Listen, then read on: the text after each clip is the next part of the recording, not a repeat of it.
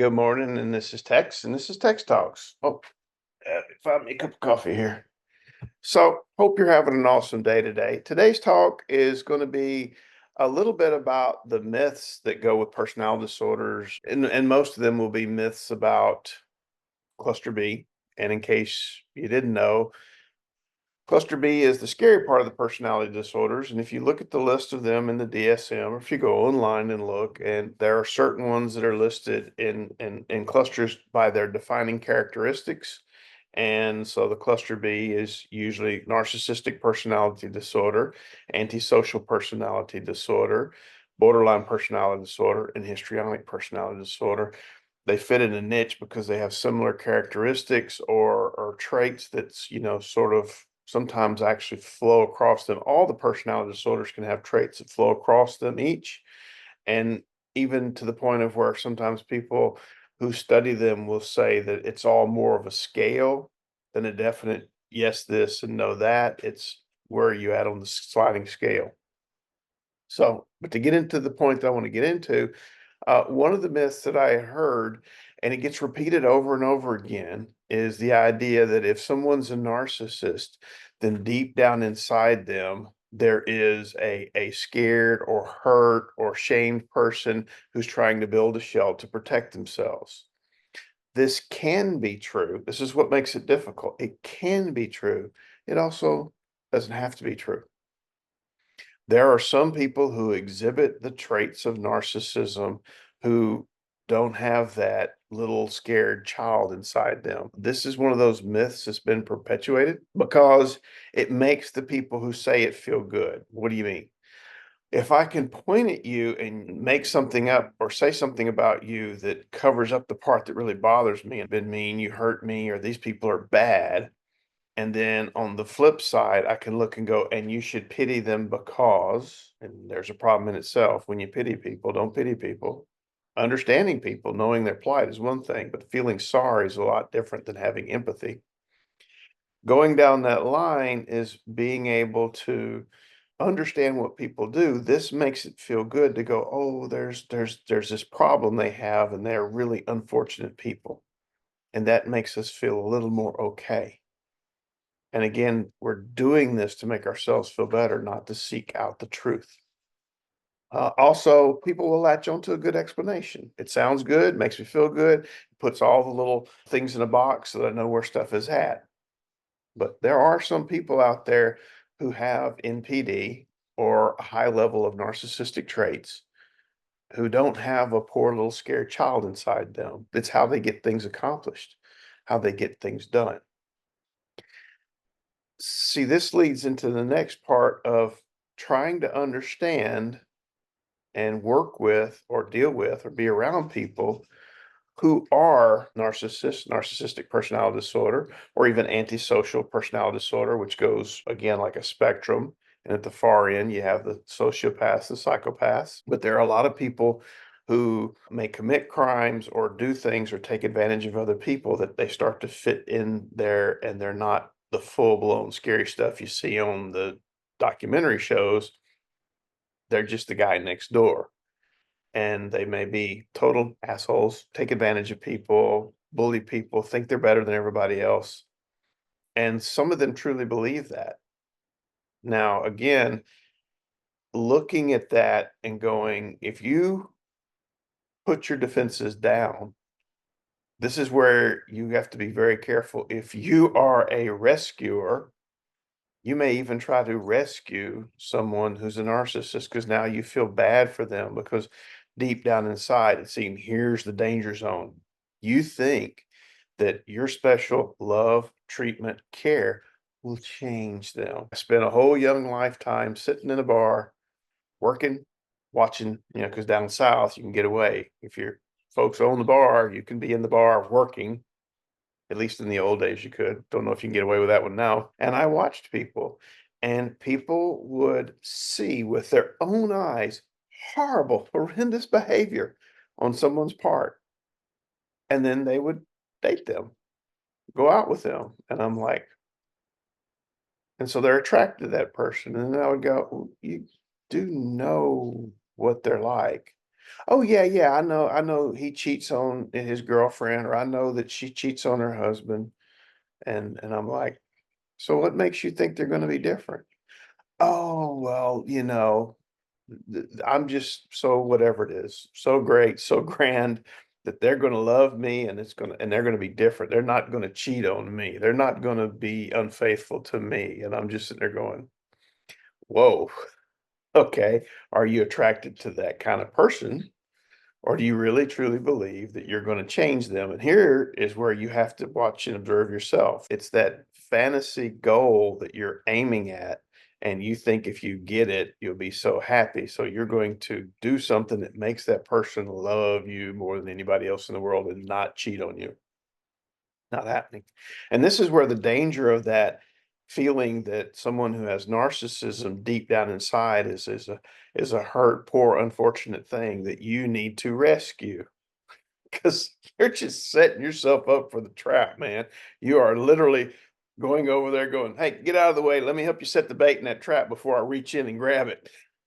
You're setting your own trap, man. Don't do it. Don't make the job any easier on someone who is a narcissist, because their thing is to gaslight you, make you feel like you are the bomb, so that later on they can take that away from you and watch you fall apart and control you and manipulate you. And some people do that more as an antisocial role than a narcissistic role. You're like, what? Wait, yeah. They blend together quite well. And there are people who are very narcissistic who are very antisocial too. And they do what they do because they want what they want, and they don't feel any qualms about doing anything to anybody to get it. In fact, the only reason that they don't commit major crimes is they love themselves too much to go to major jail time. Other than that, all bets are off. So don't be taken in by some of those myths. The other myths is, that trauma creates all of these. And notice I said all of these things. It can create a lot of them. In fact, a traumatic background in childhood and things that happen to you can really shape your personality. But a lot of the things that you have, you're also born with. Your genetics carry a lot. You can go and look at the twin studies they've done in other countries where they can actually go pull the records of family lines, and they have proven that twins separated at birth, both adopted, are so similar, even though their families were vastly different. They are so similar, it's not funny. So that means that a lot of your choices you're born with. It's genetic. You've got them. Now, being aware of your choices means you can make the change. But as long as you go through life unguided, unfocused, just bouncing where you go, thinking that you're making your own choices when really it's not random at all. Back in the back, that impulsivity, that desire for this thing, they're pushing you towards goals. And that's how those twins end up being very much alike, even though they live very different lives, even different countries, spoke different languages sometimes. So don't be taken in and think that is, that it's always these rules. Now, the second part is believing that without actual effort, in a very unique way, that you can understand what's in the mind of someone who has a certain personality disorder like narcissism or antisocial. You're looking through the lens of your mind. You're not looking through the lens of their mind. And I've said it before, you have to be able to separate all of your personal filters and then adapt the filters to the person that you're looking at, and then start to understand their decision-making process. You are trying to justify others' decisions based upon how you feel about it. It's like going out and buying someone a birthday gift based upon your likes and ignoring all of their likes.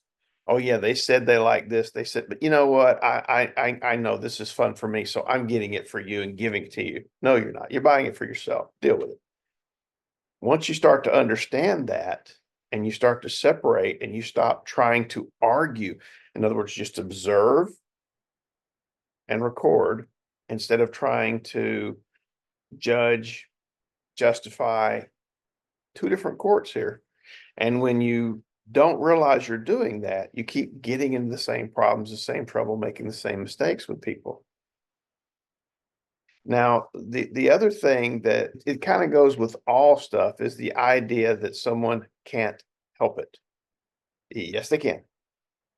Now, if you don't know you're doing something, you don't know to help it, that don't mean you can't help it. See, there's a difference between ignorance and willfully not doing something. In the case of the person who starts to realize at some point, and it's again, you have to go into their mind and think, do they understand what they're doing? And is there a motivation for them to quit? And again, sometimes they will find it. They will not find the reasons you do. Trying to convince people that something is wrong based upon your value system is not going to help them. It's not going to allow them the opportunity to change. And it surely isn't going to get your point across because you're speaking one language and they're speaking another one, and you can shout your reasons all you want. They're not getting it. Again, you have to be able to stop for a second and go, well, what's valuable in their mind? What is it they want? What is it they have going on? And makes it reasons for them to do things differently than what they're doing now. So that's why a lot of times modern therapy techniques, those old things like CBT and stuff like that, just go nowhere. Talk therapy just go nowhere because they're not designed with that thought pattern in mind. You're trying to rationalize things with your thought patterns. And even some of the techniques and things and some of the skills you learn in CBT would work, but you have to be able to switch so it's applied from their point of view and not just yours. So again, when you're reading about this stuff, you take the information that's off the internet, take it with a grain of salt. I know there's a lot of reading by people about narcissists and antisocial, and they see them, and they take little bits, and again they filter. They take the little bits that make them feel good, and they disregard all the other information. You need to be able to slow down, take in all the information, and evaluate it and understand it. Not everybody who gaslights you is a narcissist. Your parents will gaslight the hell out of you, and they may not be narcissists, but they will tell you things growing up because in their mind, they're doing what's best for you, trying to convince you to be more like them without ever stopping to think, am I happy and why do I want my child to be like me? Even parents who sit there and will tell me, no, I'm really not happy with all my life decisions. Then why are you so desperately trying to get your kid to act and do just like you? Well, it's what's best for them. I know I'm the parent. Oh my, what a contradiction we got going here. Sometimes you might know in a certain situation what may be best at that point in time, but to take a blanket approach, no. Okay. If you do have someone in your life that is narcissistic and you put some thought into it and you realize at least they have characteristics or traits, then you have to actually go and seek out help because it's very hard to get out of your own problem when you're in the middle of it. You see things a certain way, but maybe you need another set of eyes on the situation to help tell you what you're doing is a misstep so you can pull away, pull back from this. Okay.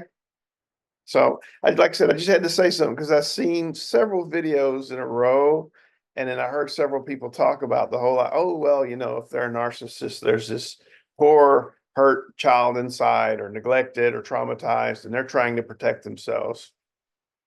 Not all of them. No. And you better know the difference because some of them want what they want for what they want, and that's it. And it has nothing to do with any weakness they think they have or are trying to hide. It has to do with they want what they want. All right. You have a good day, and I'll talk to you later. All right.